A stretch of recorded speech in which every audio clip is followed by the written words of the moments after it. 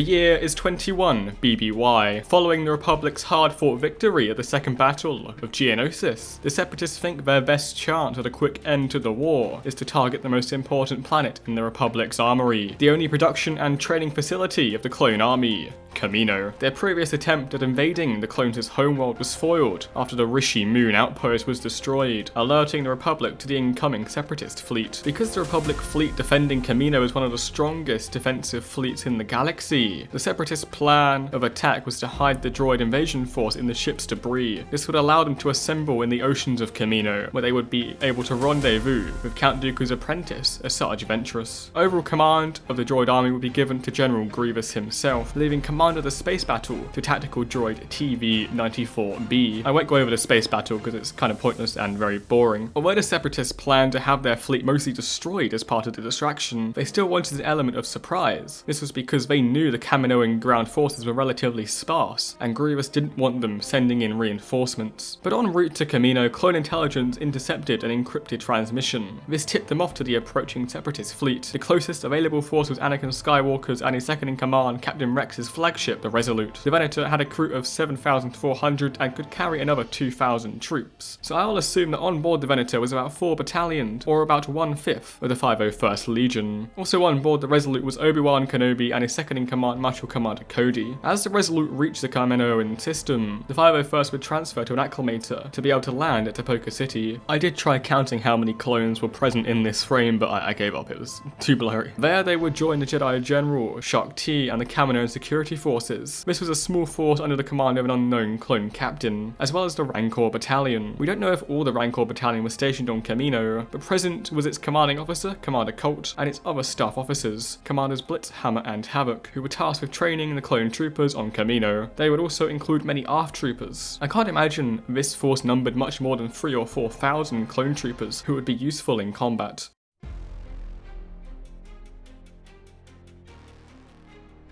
As the clones were settling into their quarters, the Aquadroid forces, who had remained hidden, suddenly emerged from the water and assaulted the cloning facilities from all directions. The Separatist ground strategy was simple.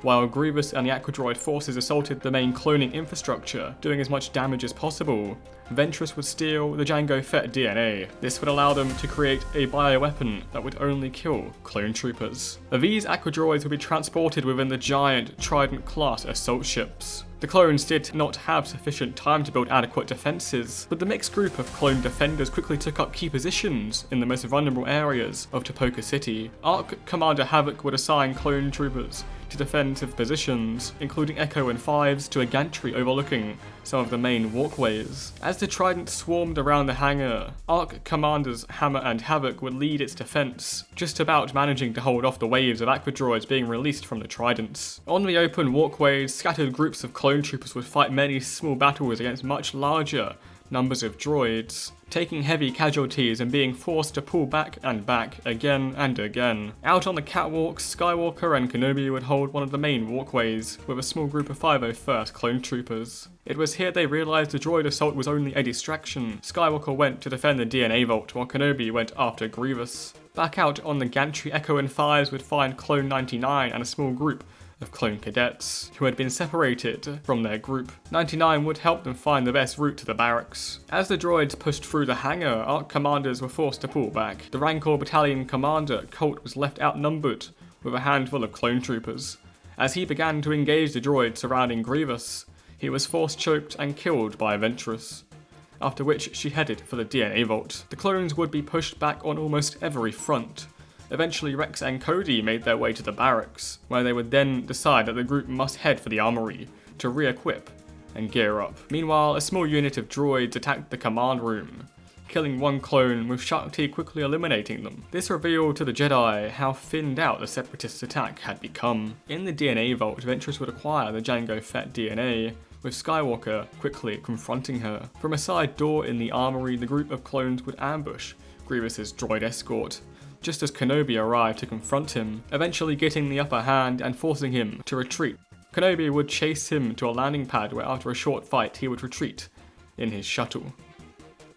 The clones in the armory would be pursued by the droids, but with help from clone cadets, they eliminated them. However, they did lose Clone 99 in the crossfire. Back in the main hangar, Shock T had joined Arc Commander Hammer and managed to clear the hangar bay.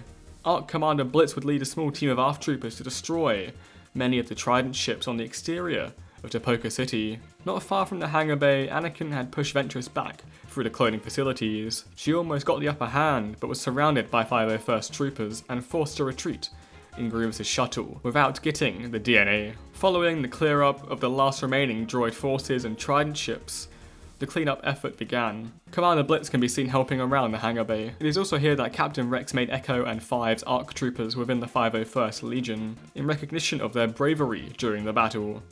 Although in my opinion he slightly spoiled the moment by talking about how great he also was. Although I suppose if anyone can get away with it, it would be one of the most decorated officers in the clone army. Although in the short term the Battle of Kamino was devastating for the cloning facilities, they would eventually be rebuilt and fully operational. Probably the worst thing to come from the battle was the loss of the ARC commanders Colt and Havoc.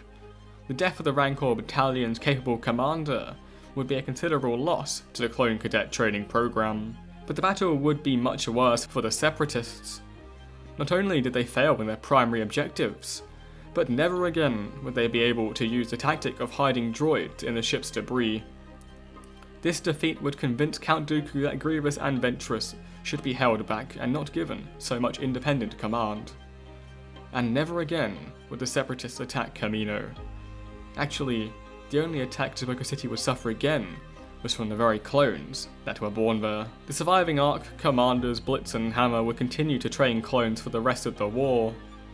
The 501st, who were already fairly infamous within the clone army, would henceforth be remembered as the saviours of Kamino, and the reputation of their commanding officers strengthened even further. But the 501st would not receive any respite after their gallant defence of their home planet, for they would be sent on a very different type of mission, where their captain would have to show his hand at diplomacy, because they were heading for Pantora. They never seemed to get posted anywhere with any good weather, did they? Echo and 5s would go on to have their own illustrious careers in the GAR, but 5s would be killed only 2 years later. Rex would continue to lead the 501st for the rest of the war. Him and Cody, having originally saved Kamino by destroying the Rishi Moon outpost, would once again be its saviours. But what would you have done differently if you were commanding Republic or Separatist forces during the Battle of Kamino? Please let me know down below. Hello, I'm Rhino, and quickly, if you play Star Wars Battlefront 2 and want to play in a larger, more organised group, including on Kamino, then I recommend you check out the 104th Battalion Milsim. That is all from me, and I'll see you around.